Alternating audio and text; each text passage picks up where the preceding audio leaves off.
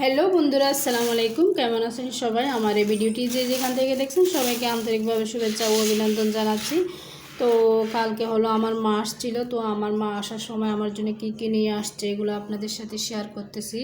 তো ফার্স্টে দেখাচ্ছি হলো এখানে আছে আপনার এই যে কামরাঙ্গা আর পেয়ারা, এগুলা হচ্ছে আমাদের গাছের।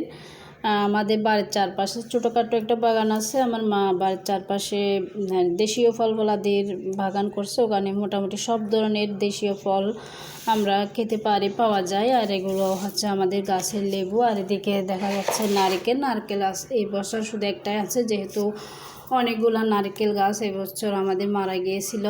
আর এদিকে হচ্ছে বিনে চাউল, আর এটা হচ্ছে বিসি, আমরা ফরাস বিসি বলি।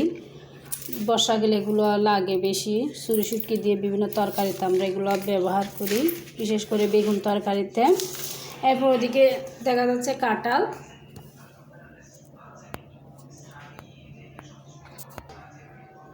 প্রায় 10 কেজি ওজনের মতো হবে।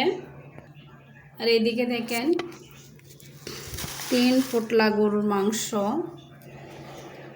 আর এগুলো হচ্ছে মরিচের গুঁড়া। আমার মরিচের গুঁড়া শেষ হয়ে গিয়েছিল। আমি যেহেতু বাসা বাড়িতে থাকি, তো এখানে শুকনো মরিচ এনে এগুলো আবার মানে কলে গিয়ে ব্লেন্ড করে আনা অনেক ঝামেলার ব্যাপার। সেজন্য আমার মা আসার সময় এগুলোও নিয়ে আসছে। তো মুরগি আর ডিম এত দূর থেকে আনা তো সম্ভব না, এগুলোর জন্য আমার মা বলে টাকা নিয়ে ফেল, আমি তো আনতে পারি না। তো আমাকে জোর করে টাকা দিয়ে গেছে এগুলোর জন্য। তো এগুলো আনার অর্থ হচ্ছে আমাদের মুসলিম সমাজে যখন মহরম মাস আসে, তো মেয়েদের বাবার বাড়ি থেকে সাধ্য অনুযায়ী এই কিছু উপহার পাঠায়। ফলাদি না, এগুলো তো আছে বিদায় আনছে। এই যে মাছ, মাংস, মুরগি আর চাউল, মহরমের 10 তারিখ উদযাপন করার জন্য মোটামুটি যা যা জিনিস দরকার এগুলো পাঠায়। তো আমার মা এই জিনিসগুলো নিয়ে আসছে মহরম উপলক্ষে। আর যেহেতু ডাক্তারও দেখাবে সেই জন্য আসছে, না হয় আসা সম্ভব হতো না। তো সব মিলাই আমার মা এখানে স্টে করছে হলো প্রায় 45 মিনিটের মতো। এসে নামাজ পড়তে বসে গেছে, মাগরিবের নামাজ। এই ফাঁকে আমি একটু চা করছি, চা খেয়ে আবার আমার মা হচ্ছে ডাক্তারের কাছে যাবে, সেজন্য তাড়াহুড়া করতেছে। তো রেখে দেওয়ার জন্য অনেক জোরাজোরি করছি। আমার মা তো থাকবেই না, বলে কালকে যে মহরম, যদি এখানে থাকি সবাই কি বলবে, তারপর আমি রোজা রাখবো, বাসায় চলে যাওয়া খুবই জরুরি। তো আমার মা ডাক্তারের কাছে যখন যাচ্ছে, আমারও সাথে ইচ্ছে করতেছিল না। আমার মার সাথে আমার ইচ্ছে করতেছে কিছুক্ষণ সময় থাকি।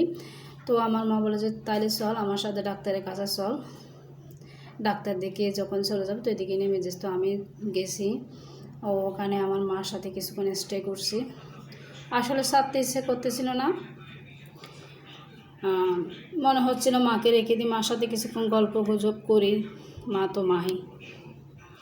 তো আমার এই ভিডিওটি যদি আপনাদের ভালো লাগে, লাইক কমেন্ট ফলো দিয়ে সাথে থাকবেন। যদি ভালো না লাগে নিজের মধ্যে স্কিপ করে চলে যাবেন।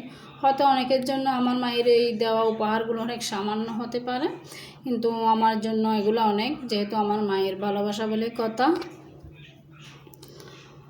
তো আজকের মতো বিদায় নিচ্ছি, আবারও দেখা হবে নতুন কোনো ভিডিও নিয়ে। ততক্ষণ পর্যন্ত ভালো থাকুন, সুস্থ থাকুন। ধন্যবাদ সবাইকে।